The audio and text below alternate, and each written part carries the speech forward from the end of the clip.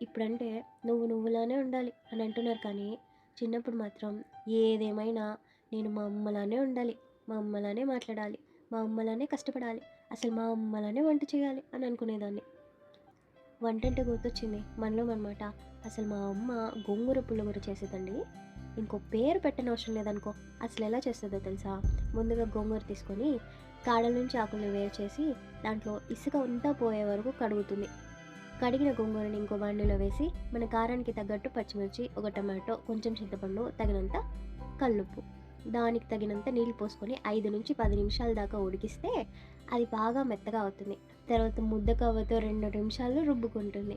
ఇంతలోనే తాలింపుకి ఇంకో బాండీ పెట్టి కొంచెం నూనె, కొన్ని ఆవాలు, కొన్ని జీలకర్ర, అలాగే కొంచెం పచ్చెనగపప్పు వేగిన తర్వాత కొన్ని ఉల్లిపాయ ముక్కలు కూడా వేసి కాసేపు వేయించుకొని ఆ తర్వాత ఆ రుబ్బుకున్న గోంగూరను కూడా వేసి ఒక 2 నిమిషాలు ఉడికించి దాన్ని వేడి వేడి అన్నంలోకి వేసుకొని మాకు ముద్దలు చేసి పెడుతుంటే చిన్నప్పటి జ్ఞాపకాలు ఖచ్చితంగా గుర్తొస్తాయి.